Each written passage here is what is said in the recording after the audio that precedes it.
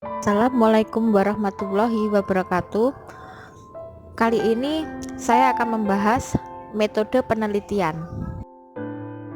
Metode penelitian dalam proposal skripsi dan skripsi sebenarnya memiliki sedikit perbedaan. Untuk metode penelitian versi skripsi berisi 1. Ruang lingkup penelitian, 2. Lokasi penelitian, 3. Populasi dan sampel penelitian, 4. Teknik pengambilan sampel, 5. Penentuan jumlah sampel, 6. Data dan teknik pengumpulannya, 7. Identifikasi variabel, 8. Definisi operasional variabel, dan 9. Teknik analisis. Ruang lingkup penelitian mengutarakan secara singkat tentang pembatasan keluasan dan kedalaman pemikiran peneliti. Isinya hampir sama dengan batasan masalah. Berikut ditampilkan contoh ruang lingkup penelitian.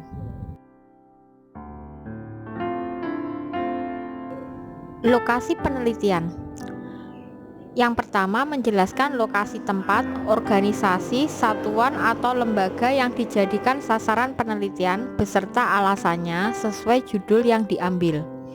Beberapa dosen meminta di bagian lokasi penelitian ada tambahan waktu penelitian, dikarenakan jadwal penelitian pada proposal di bab ini telah dihapuskan.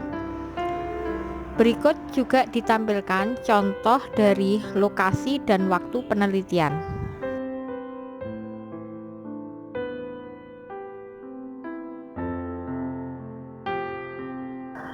Populasi dan sampel penelitian.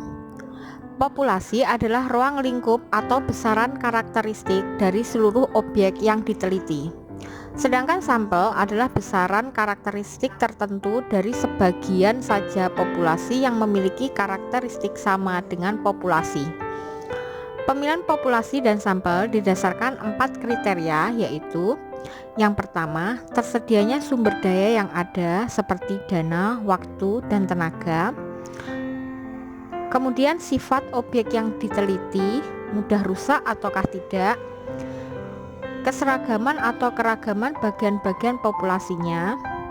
Dan yang terakhir, ukuran populasi. Entah itu luas tidaknya ruang lingkup objek populasi penelitian yang dilakukannya.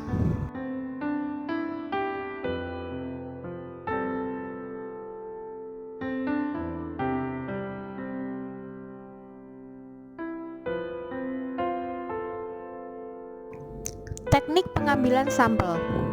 Untuk menarik sifat karakteristik populasi, suatu sampel harus benar-benar dapat mewakili populasinya. Oleh karenanya, tata cara yang digunakan dalam memilih bagian dari sampel sehingga dapat diperoleh sampel penelitian yang sesuai karakteristik populasi. Pengambilan sampel dapat dilakukan dengan cara non-probability sampling dan probability sampling. Berikut ditampilkan contoh teknik pengambilan sampel. Penentuan jumlah sampel. Jumlah sampel ditentukan dengan cara semakin banyak sampel yang diambil, semakin kecil kemungkinan kesalahan penelitian. Kedua, tingkat keseragaman atau keragaman populasi. Semakin seragam populasi, semakin sedikit sampel yang diambil, begitu pula sebaliknya. Dan yang terakhir, perhitungan statistik atau rumus yang dipakai menentukan jumlah sampel.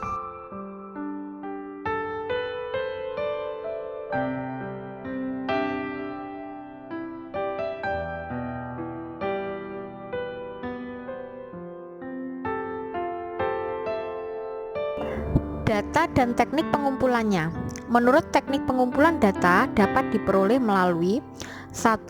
Survei atau observasi, 2. Wawancara, 3. Angket, 4. Pustaka atau literatur.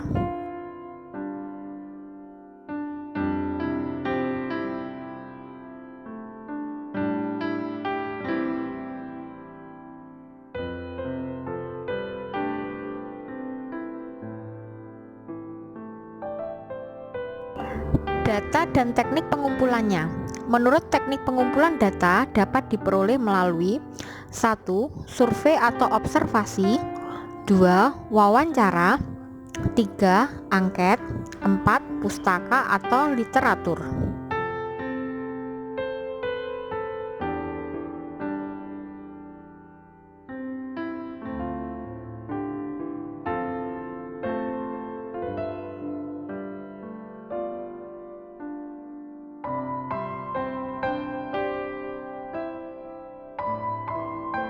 Identifikasi variabel dilakukan dengan menentukan variabel-variabel yang berkaitan dengan penelitian seperti variabel tergantung, variabel bebas, dan variabel lainnya. Kemudian memerinci unsur-unsur variabel tersebut. Apabila tidak menggunakan uji statistik, bisa digunakan variabel 1, variabel 2, dan seterusnya.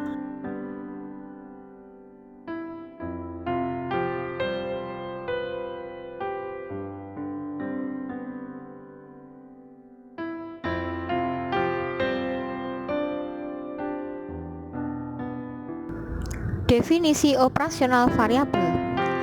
Definisi operasional variabel adalah istilah dari variabel yang harus mempunyai rujukan empiris, dapat diukur, dihitung, atau dikumpulkan melalui nalar, dan dinyatakan dalam kriteria atau operasi yang dapat diuji secara khusus.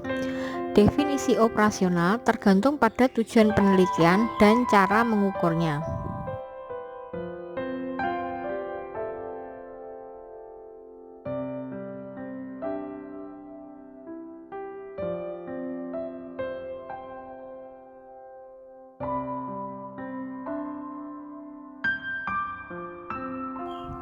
Teknik analisis.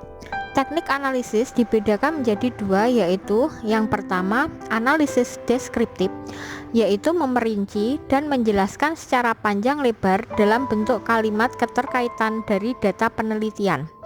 Data tersebut biasanya tercantum dalam bentuk label dan analisis dilakukan berdasarkan data pada tabel tersebut, terdiri dari teknik analisis, alat analisis atau rumus, dan langkah-langkah analisis data. Yang kedua, analisis statistika, yaitu analisis yang dilakukan dengan menggunakan teknik-teknik statistika. Hasil akhir dari analisis ini biasanya dipergunakan untuk membuktikan hipotesis yang diajukan sebelumnya.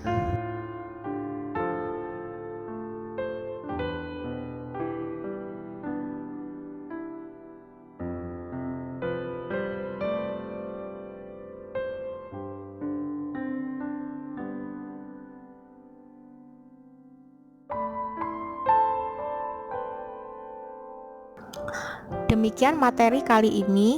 Terima kasih. Sampai jumpa lagi. Semoga bermanfaat. Wassalamualaikum warahmatullahi wabarakatuh.